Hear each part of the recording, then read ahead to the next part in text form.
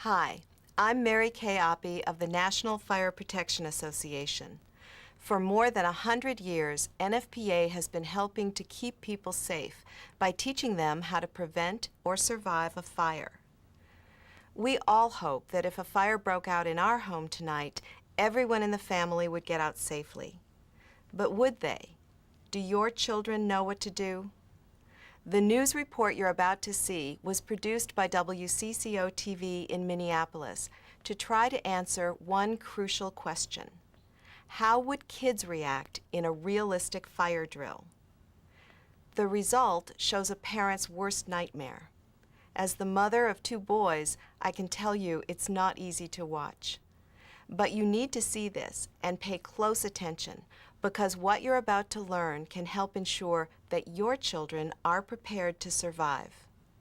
Here is the extraordinary experience that 4 families had when they tested their children's ability to escape a fire.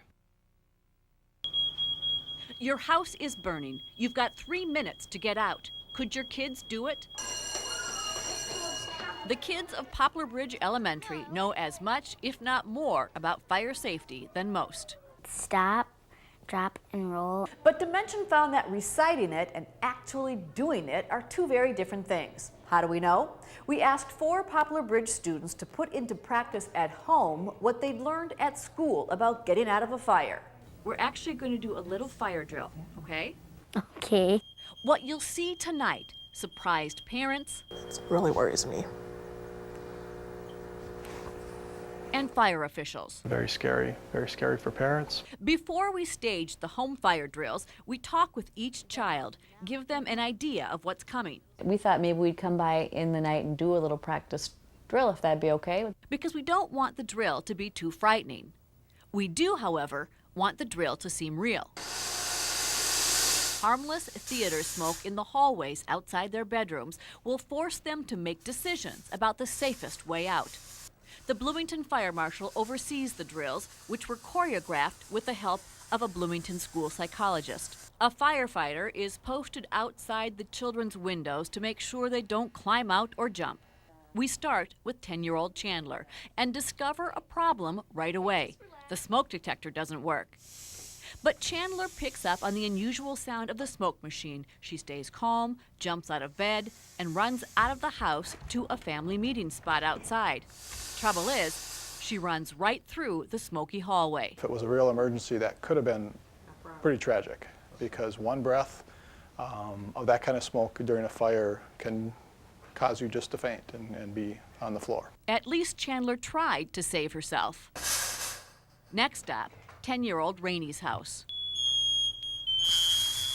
Here, there are several smoke detectors that work, but 5 minutes later, there is still no sign of Rainey at either her bedroom door or window. Do you see anything movement inside?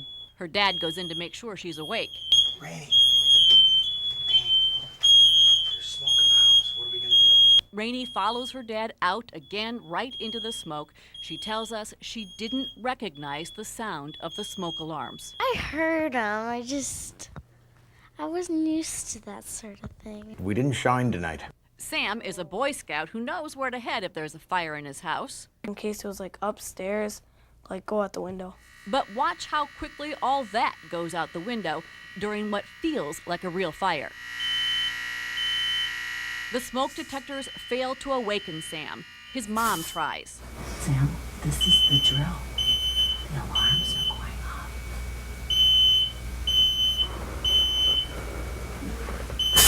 Show me what you're going to do now. Precious time passes. It's smoky. The alarms are going off.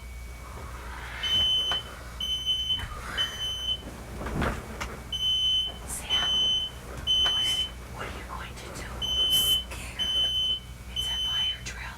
I'm scared. Come on, Sam, you need to get up. That's kind of scary for a mom to say, oh gosh, now if I weren't here, you wouldn't have stayed in bed, would you?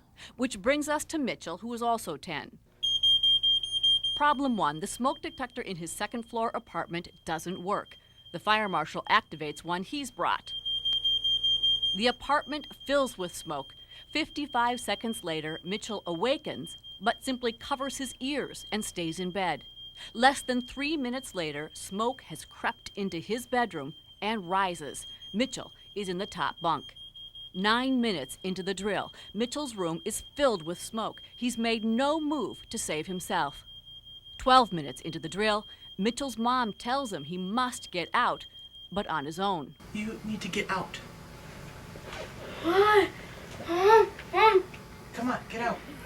I can barely see. She is desperate to know he can do it. I can't see anything. Nearly 14 minutes pass. In a real fire, Mitchell would be dead.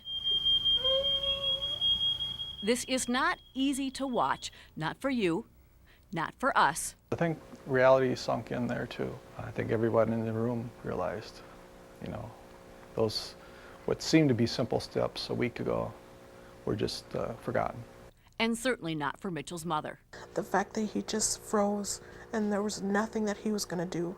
But it's better to learn it now than after a real fire. And as you'll see in a few minutes, the payoff is huge. When you read about kids that we lose in fires, people always ask that question, why are they still in the bedroom? Why did they not get out? Because they don't know what to do. They do like what happened tonight. They freeze. And they wait for somebody else because somebody's always been there before to help them. There's one reason these kids could not get out of their homes. None had ever practiced. No excuse. I just haven't done it. That's something we're getting around to, I think. And so the Bloomington Fire Department leaves our families with several things. New smoke detectors, if theirs didn't work, and specific instructions for the children. You hear that beeping ever again? That's pretty serious stuff, okay? So you want to get out of bed, low on the floor, crawl over to the door. Feels hot, then you know the fire's right outside. You don't want to open the door. When it's cool, you peek out there. If you see smoke, close it quick, turn the light on and go to your window. And open the shades so people can see that you're in your room.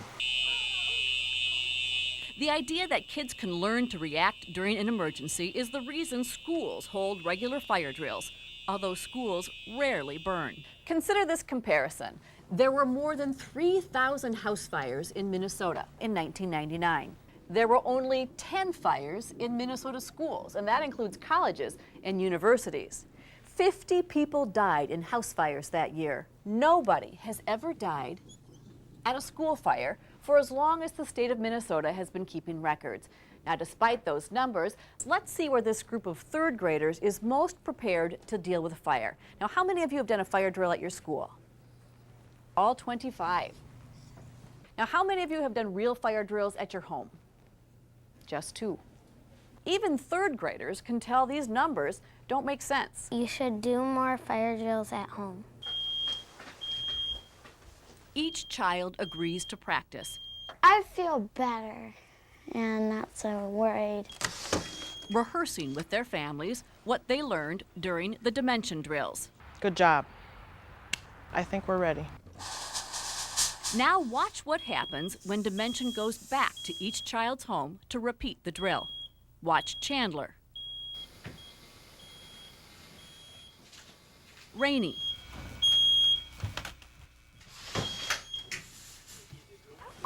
She's at the window here. And Sam. He awakens as soon as a new smoke detector in his room goes off and is at his window within seconds. But mostly watch Mitchell, who in the span of a couple of weeks moves from paralysis to complete confidence. He awakens immediately, hops from the bed, stays low, checks the door, even stuffs clothing from his hamper under the door to buy himself more time. He remembers to turn on his light. He's at his window in just over 1 minute. It is a sight worth celebrating. Excellent. I'm very happy. We practiced a lot. Good job. Come here. Good job. Thank you. For Dimension, I'm Trish Van Pilsum. We make sure that kids have fire drills at school, yet the risk of dying in a fire at home is much greater.